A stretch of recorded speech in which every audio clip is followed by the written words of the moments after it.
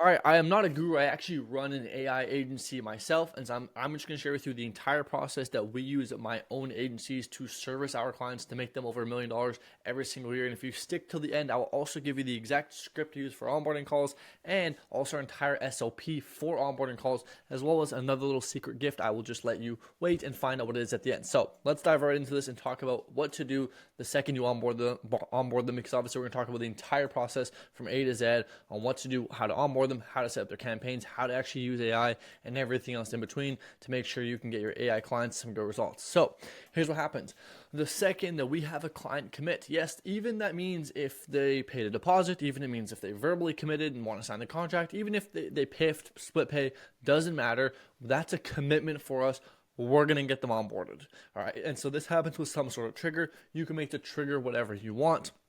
Your trigger could be an onboarding form. It could be booking an onboarding call. It could be that the contract got signed. Could be that a payment came in. Whatever that trigger is, doesn't matter. You're going to set that trigger off to trigger all these automations that are going to happen as follows. And obviously this is done using AI and automation. So there's going to be a welcome sequence that gets sent. Okay. So welcome email number one, it's going to make it exciting. It's going to give them access to everything they need, right? So one step onboarding to get them to onboard themselves. And so the things you'll be giving them access to, right, is like access to the community, make an automated Slack channel for them, have the team welcome them. If you have a community, have other clients welcome them. And then whatever else you want to put in here, maybe it's SOPs, maybe it's a bit of a course, maybe it's something specific to them. Everything that you need for onboarding, you're going to throw it in here and send it off to them. All right. After that, you're going to have a welcome SMS. This is basically going to be an SMS that's going to come from your team, which is basically going to say something along the lines of, hey, we're buzzing. We're super, super excited. We're currently making a plan to, and here's where if you use custom values that you can collect on the onboarding form or the trigger that you set yourself. You can be like, hey, we're super excited to solve insert custom value problem for you and get these ads up and running over the next couple days and start and get to insert custom value goal within the next 30, 60, 90 days, right? Boom, right? Get them excited. This just reaffirms their decision to remove buyer's remorse.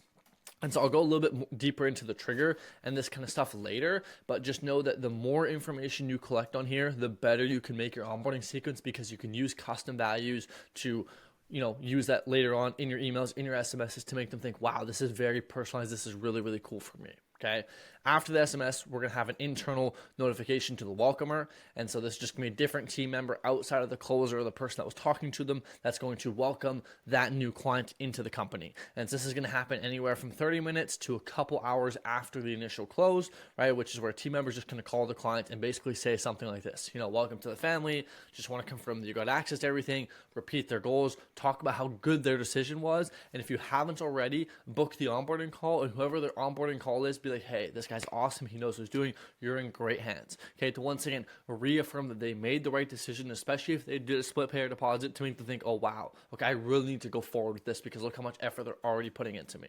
All right. So obviously onboarding booked. Once again, your trigger could be the onboarding call, just for context, so it doesn't have to happen down here.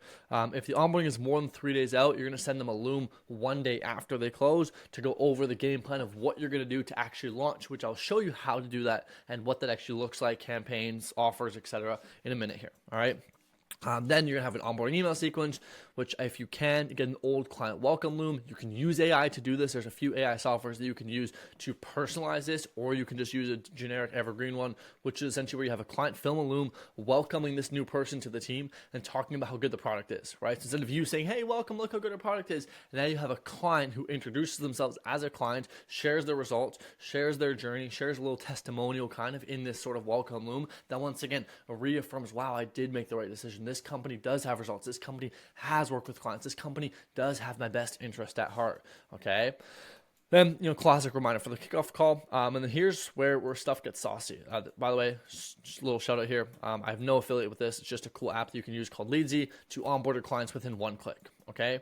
Now let's talk about onboarding call. What to do on the onboarding call. As you can see, I have a few things here: set expectations and weekly check-ins. But we want to go above and beyond. Once again, we want our clients to make a lot of money, and we actually want to be able to service them to the best of our capabilities, have them stick around for a while, have them referring people left, right, and center, and make them happy.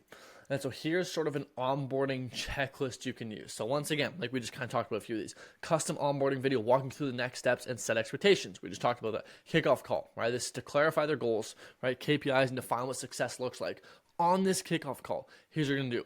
You're going to set up your dashboard. Okay, you're going to set up your CRM. You're going to give them access to any SOPs and templates that you need. Okay, you're going to make a custom marketing game plan / roadmap tailored to their business using the things we're about to talk about, being ICPs, USPs, and everything of that nature. You're going to do a tech stack audit and a business PR audit. So tech stack audit is basically looking at all their tech, seeing what you can cut down to make them, one, more reliant on you. Okay, a little dark side there.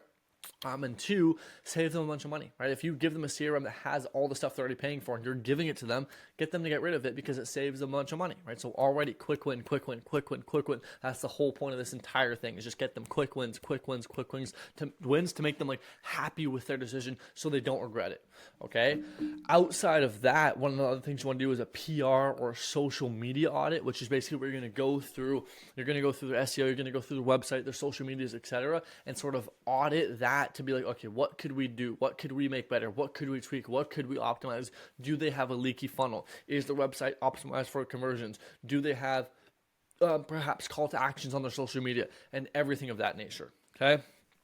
Last two things here is on this onboarding call, professional asset collection, right? And so here's where you want to get all the assets you'll be needing to run the ads and anything else that you'll be needing from them. You want to do this all on the call, one and done. Don't be bothering after this call. This is the one call where you bother them, get the bunch of stuff from them, right? Get access to the ad account if you haven't already with Leadsy, get access to their website, domains, whatever else you need, all the information for A2P, etc., okay?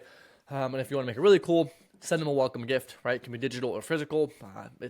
It can be even a $5, $10, $20 thing, and it goes a long way, especially if someone just paid you $5, $10 grand. And the last one is obviously set up a communication channel for you guys, which should have already happened ideally up here in this welcome email. But if you haven't already, make sure this is done on the onboarding call to make sure you don't miss anything, because after this onboarding call, you essentially never want to nag your client again. You don't even want to you don't want to be asking them for things. You just want to be updating them on how you're getting them results and getting closer to making them more money. Okay, so make sure you get everything you need on this one call. Do not leave until that is done. All right, that is phase number one. As you can see, we have 4 phases to go.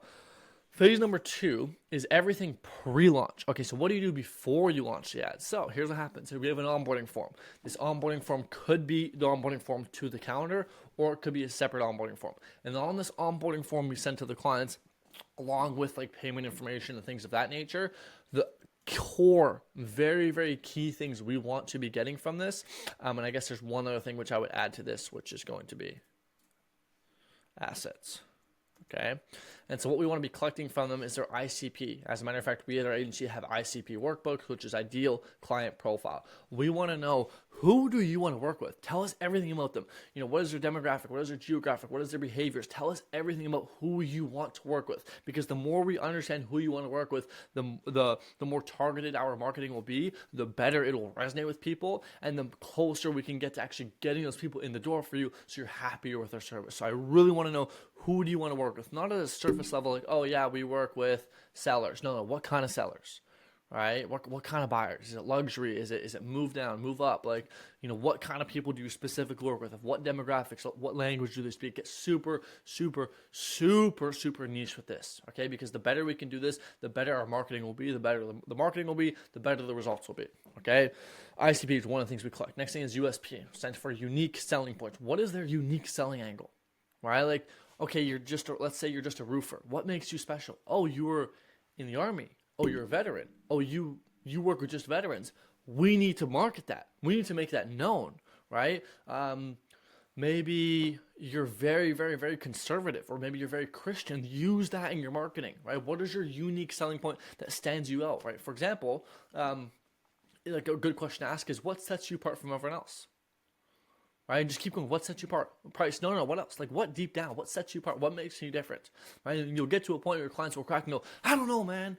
We just do things by the book, and we do things right, and we treat people fairly, and we actually pay them well, and make sure the job we don't leave the job until it's actually done. It's like, okay. See, we're getting somewhere. So we want to find out what is their unique selling point that makes them good. And you'll see how this will all come together in a minute. Okay. Next thing is qualification. Right, especially since you're going to be doing a lot of qualifying. What does a qualified lead to? What is a qualified appointment? What do you look for? Right, so that way we know what is their definition, so therefore we're on the same page. Next thing is market. What market are you in?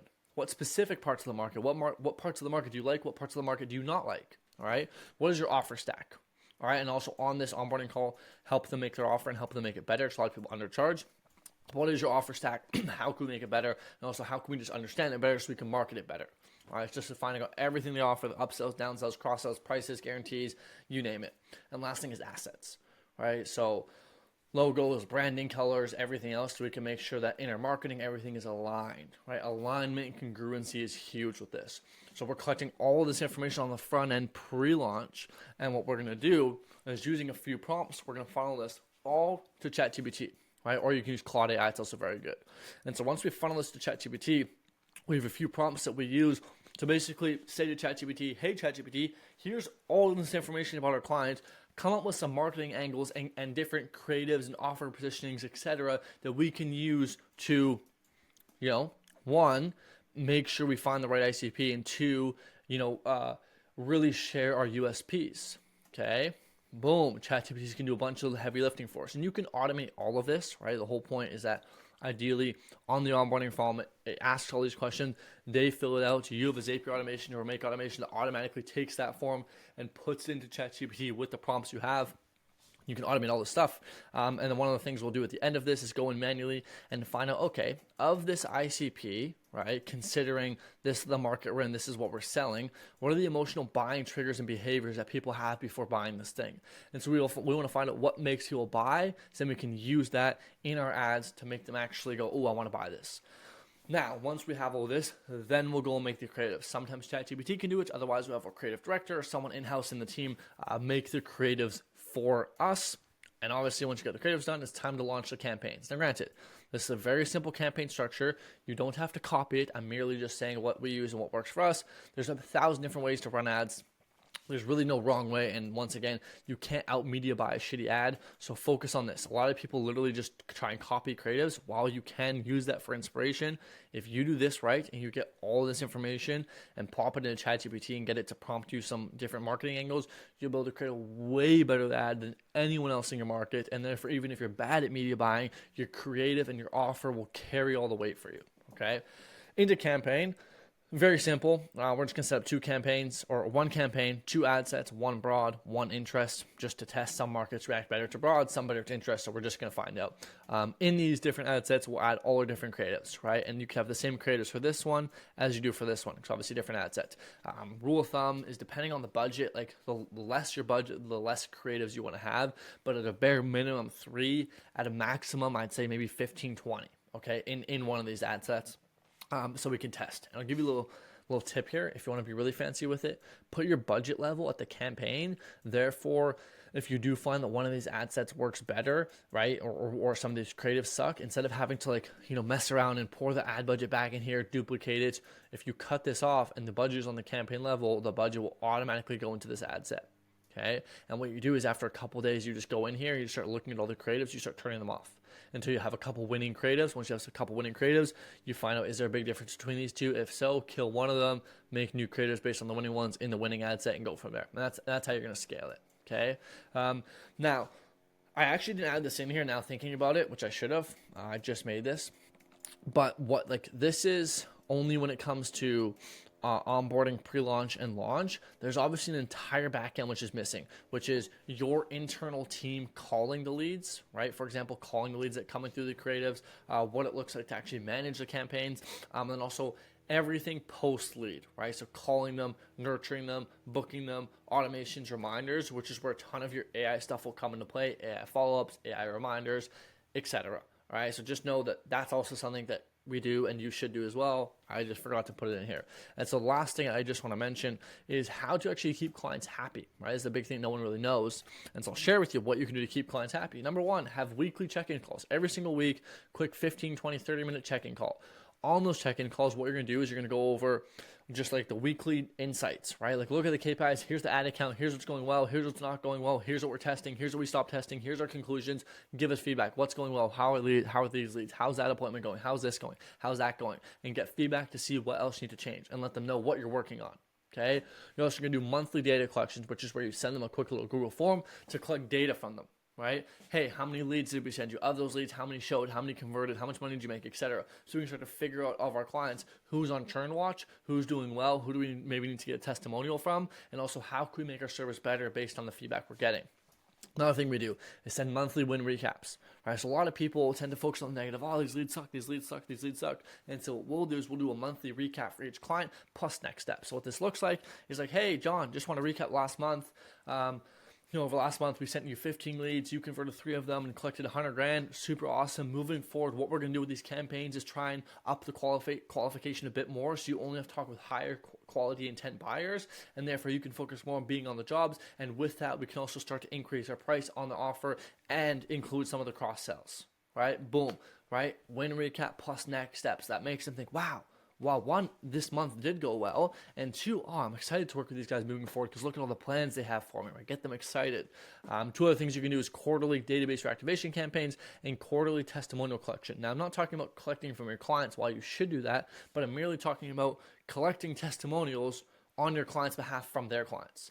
And so a lot of times people forget about that. They don't get reviews, and setting up automated Google review campaigns or even getting video testimonials from their happy clients goes a really long way and also is an extra value add that you could give to your clients. All right, last couple things here. Something you want to remember is you want to resell your clients daily. Every single day, your client wakes up and goes, should I keep working with this company? Should I keep paying them? Should I churn? Should I not? And so you have to think the same way of, shoot, I got to resell this client every day. Pretend that every single day payment is due from your client. And unless you earn it, unless you provide them value, they won't pay you. It's a really good mindset shift to have. Okay, because your clients do think that way. Another thing is you want to focus on client results, but also happiness, because you could be getting clients results, but if they're not happy and if they're not understanding and seeing it because they're only seeing the negative things, they're not going to be happy. And so making sure they see the results and also making sure they're happy and content and their questions are answered, which is where a good support line, good check-in calls, and listening really comes into play. Another thing is always plan the future, right? Once again, always show what's next. What are you doing to make more money? What are you doing to scale? What are you doing to fix problems? Always show them what's next so they can keep looking forward to something, because the second you stop having that future, they start to think, oh, where is this going, right? What's happening next month? What are we doing? And then they start to lose certainty. They start to have a bit of doubt creep in, and then you start to lose clients, all right? Last thing is do more. Sam Evans had a really good video on this called Eat Your Customers' Complexity. Do more for your clients, right? The more you do for your clients, the more things you do for them, the more results you get them, the longer they will stay. And once again, it's way cheaper to keep a current customer than it is to get a new one. You've already paid for them. You've already gone through all the hard effort of convincing them you're a good option. All you got to do now is keep them, and they'll keep paying you. And the longer your clients stay, the higher your profit margins are, because you don't have to pay for acquisition. Okay? And so just do more for your clients. Really, really do more for your clients. So that is how we service our clients, make them millions of dollars every single year for my AI agencies and everything else in between. Like I said, obviously there's a huge kind of thing missing here, I just realized, which is everything on the back end, follow-ups, automations, etc., follow, nurturing sequence, that kind of stuff, but you're smart enough to figure that out. One side thing I'll add, if you like what you saw here and you want me to implement this for you, chances are you probably won't be a good fit. Only work with like 1 to 2 people a month to implement the stuff for them and help them grow. But if you are an agency owner and you do want to work with me on an upfront cost plus rev share basis, I have a link somewhere in my YouTube, somewhere you can click it, book a free call with me and chat and see if maybe I can help you out and scale your agency. So that's it. If you have any questions, drop them below or join my Discord. There's a link in the description. You can join and ask me any question for free and I'll answer. Other than that, go make some money and go get your clients some more results.